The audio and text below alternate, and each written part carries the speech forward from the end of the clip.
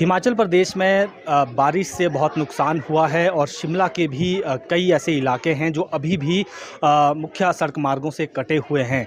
इस वक्त खबरें अभी तक के साथ मौजूद हैं चौपाल के भाजपा विधायक बलबीर वर्मा, और इनके क्षेत्र में भी भारी नुकसान हुआ है और इसी विषय पर इनसे बातचीत करेंगे। सर, जिस तरह से ये बारिश इस बार हुई है, अनएक्सपेक्टेड ये बारिश थी और नुकसान बहुत ज़्यादा हुआ है। आपके विधानसभा क्षेत्र की क्या स्थिति है? पूरा ग्रामीण क्षेत्र है आपका, जो विधानसभा क्षेत्र है, दुर्गम इलाकों में गिना जाता है। मेरा चौपाल विधानसभा क्षेत्र बहुत ही दूर दराज का क्षेत्र है और बहुत पहाड़ी क्षेत्र है। और हमारे अभी जो हाल में बरसात से सड़कों की बहुत ही दयनीय स्थिति है। मेन रोड सड़क भी अभी हमारी नेरवा से चौपाल तक का फिरोजपुर वाली नहीं खुली है। कुपवी के लिए नेरवा से मेन सड़क नहीं खुली है और सड़कों की बहुत ही दयनीय स्थिति है। और इस बारी ये बात ठीक है कि नुकसान काफ़ी हुआ है, पर 19 में भी बहुत नुकसान हुआ था। 19 में हमने सारी सड़कें 3 दिन के अंदर खुलाई थी और अभी तक हमारी 167 सड़कों में से बहुत सारी सड़कें बंद हैं और जो अभी खुली नहीं है। और पानी की बहुत सारी स्कीमें बंद है, बिजली के बहुत सारे ट्रांसफार्मर बंद है, रास्ते बहुत टूटे हुए हैं, पंचायत की सड़कें बहुत हमारी टूटी हुई है, स्कूल के इंस्टीट्यूशन बहुत नुकसान हुआ है।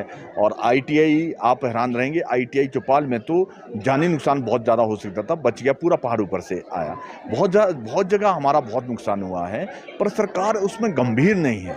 सरकार के जैसे होना चाहिए था, सरकार का कोई भी मंत्री अभी तक 15 दिन हो रहे हैं, किसी मेरे चुनाव क्षेत्र में एंटर ही नहीं हुआ कोई 15 दिन से, और अधिकारी भी सोए हुए हैं। और जिस रफ्तार से होना चाहिए था, एक डिजास्टर हुआ है, इसमें लोगों को असुविधा ना हो, लोगों की फसलें ना सड़े। सेब हमारा बिल्कुल बहुत जगह से उतर गया है, घरों में पैक है, बाहर नहीं निकाल पा रहे, खराब हो रहा है। ये सरकार कोई उसके बारे में चिंता नहीं करे। सर, क्या आपने इस विषय को भी सरकार के ध्यान में लाया है अभी कि इस तरह की स्थिति है, और आपको क्या लगता है कि जो सरकार का रवैया है, ढीला रवैया, वो क्यों आखिर इस तरह से ढीला चल रहा है? हालांकि मुख्यमंत्री कह रहे हैं कि आज तक के इतिहास में हमने आपदा से निपटने के लिए सबसे तेज़ी से काम किया है, रिलीफ रेस्क्यू ऑपरेशन चलाए हैं।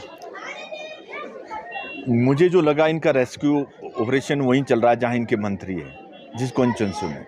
मैं अपने चुनाव क्षेत्र की बात करूं तो वहाँ कुछ भी नहीं हो रहा, स्टैंड स्टिल है। लोग बीमार होते तो नेरवा से चौपाल के लिए 2000 खर्चने पड़ते, फिर टैक्सी में आ सकते। ये स्थिति है। गरीबों के पास, सबके पास गाड़ियाँ नहीं होती, बहुत दयनीय स्थिति है। और हिमाचल प्रदेश में जैसे आप देख रहे हैं कि मंत्री आपस में ये एक दूसरे पर बयान कर रहे हैं, अधिकारी सुन नहीं रहे मंत्रियों की, बहुत सारी बातें हैं और इसमें बहुत सारी जनता को तकलीफ हो रही है। पीडब्ल्यूडी मिनिस्टर ने सवाल उठाए पिछले जो है 2 दिन पहले ही, कि उन्होंने कहा कि यहाँ पर जो अधिकारी हैं वो कहीं ना कहीं जो प्रपोजल्स है उसमें विघ्न डाल रहे हैं, उनमें चेंजिंग कर रहे हैं। उस बयान को किस तरह से आप देखते हैं? पीडब्ल्यूडी मिनिस्टर श्री विक्रमादित्य जी ने जो बयान दिया है, एक पीडब्ल्यूडी मिनिस्टर और सरकार की बहुत ही अहम महकमा उनके पास है। वो मंत्री अधिकारियों के ऊपर इस तरह से बात करे तो आप सब, पूरी हिमाचल प्रदेश की जनता ये बात समझ रही है कि सरकार की पकड़ कितनी अधिकारियों पर है। अधिकारी बिल्कुल बेलगाम है। अधिकारी मंत्रियों का नहीं सुन रहे तो विधायकों का और दूसरों का कैसे सुनेंगे? मैं देख रहा हूँ इसमें, जैसे उन्होंने कहा कि प्रपोजल कुछ बनती है, साइन किसी पर होते हैं, जाते कोई है, अधिकारी मनमानी कर रहे हैं। और इसमें सरकार की बिल्कुल भी अधिकारियों पर पकड़ नहीं है। ये पकड़ बहुत ज़रूरी होनी चाहिए।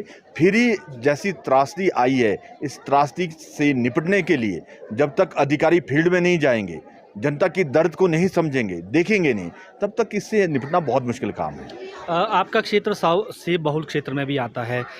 इस बार एक नई व्यवस्था की गई है किलो के हिसाब से, यानी वज़न के हिसाब से सेब बेचने की, और अब तो राज्य सरकार ने फैसला किया कि एचपीएमसी भी मैदान में उतरेगी, बाहर के आढ़तियों को भी हम यहाँ पर लाएंगे, प्रदेश की आढ़तियों की मनमानी हम सहन नहीं करेंगे। कैसे इस फैसले को देखते हैं? कांग्रेस सरकार जिस तरह से फरमान लागू कराने की कोशिश कर रही है, ये मुगलों ने और अंग्रेजों ने इस तरह से हिंदुस्तान के ऊपर लागू कराए थे। असलियत ये है कि आपने कोई जनता को सुविधा दी नहीं है, कोई इंफ्रास्ट्रक्चर डेवलप नहीं किया है। जनता को बागवानों को अवगत नहीं कराया है और ऊपर से ज़बरदस्ती आप लागू कर रहे हैं। और हमारे आपने देखा होगा एक दिन मंडी बंद होने से शिमला और परमाणु, सोलन और हमारी पराला की मंडी बंद होने से इतना नुकसान हुआ कि आप सोच नहीं सकते।